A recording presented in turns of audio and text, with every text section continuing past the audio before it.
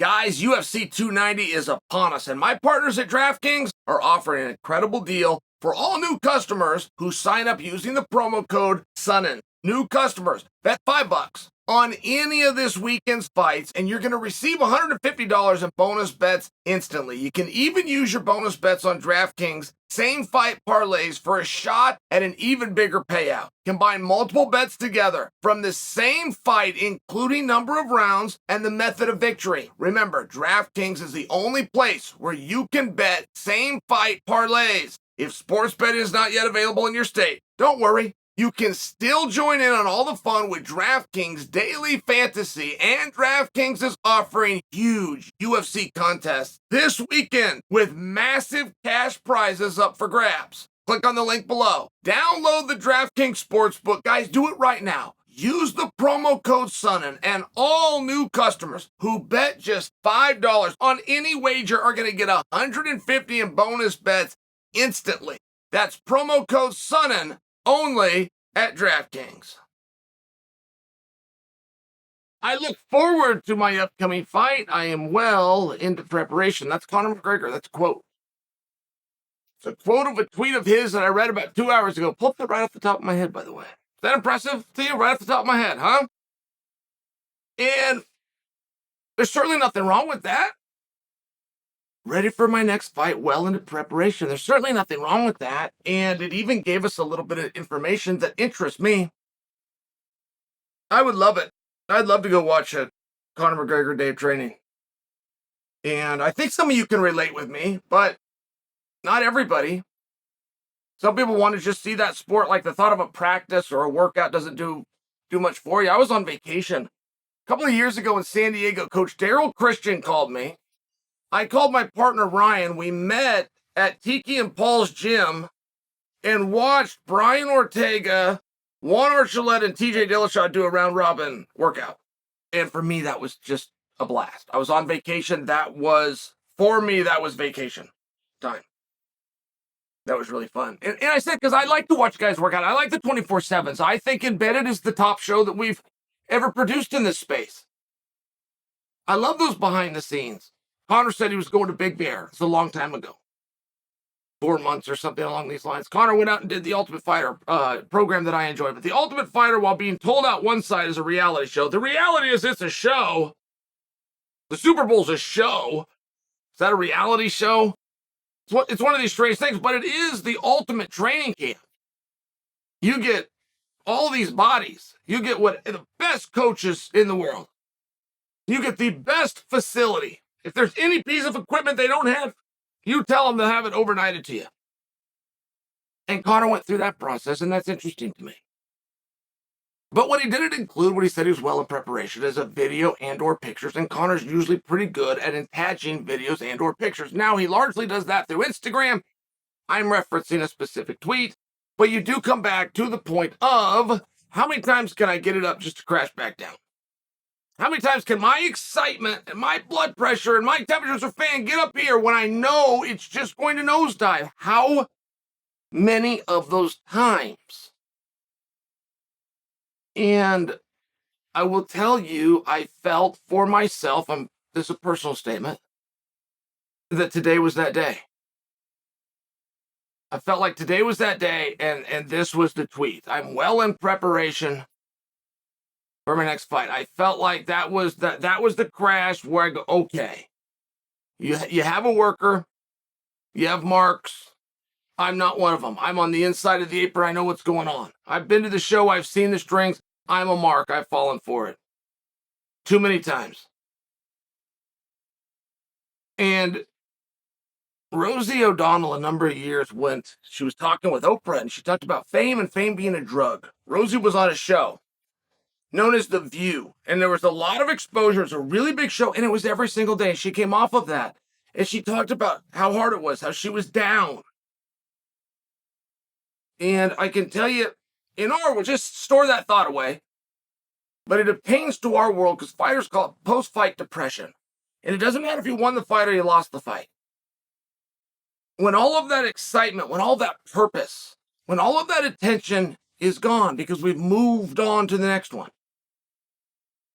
It can be very, very hard on the athlete for a short period of time, but it's real. And the athlete will even then go to social media to put something out that isn't pertinent, that is off brand, that does not help their character move forward, but they'll do it because it will get a response which garners attention and helps to serve as a void for that drug of fame which is gone. So Conor, no matter how big he is a very glaring example of that. Fighters, and by that term, because we talk fighting over here, it's a level of fame. It's the school quarterback, but he hurt his shoulder and couldn't move on to the next level. It's the actor that had the big motion picture but doesn't have a new script. Anything that goes really big and then comes down. When there's no hope of ever igniting that again, whether you're out of eligibility, you've been released, your career's over, whatever that might be, the only thing they have to look forward to return them to that high is drugs and alcohol. It is a very dismissed and undertalked part of the sport. Pro wrestling is just now diving into it. It's called the dark side of the ring. I'm telling you the things that you haven't heard. Now, I only bring this to you, and I bring it to you for a very serious reason, which is that's when it's over. When it's over, if you ever run into an athlete who, when it's going on, who, when still in the midst of it, has turned to those things, you have a different level of problem. The Hollywood star that once was, it's always a very sad story. The star in Hollywood that's at those events and doing those things while it's still going on, that's a whole nother car crash down the road. Not maybe, not some of the time, 100% of the time. And so now when I'm feeling this as a fan and we're well in preparation for the fight, we're well in preparation. Well, what does that do aside from get Conor attention? It builds us up, built me up, gave me a charge until I realized I am a fool. And now I'm wondering, how long have I been a fool? And how many more times will I be fooled? That's the game. You got a worker, you got a mark. The worker still got to keep working. He's just got to make sure the mark keeps on marking. The great ones can do it, and he's a very good one. But anything short of I have turned in my paperwork is him working us marks.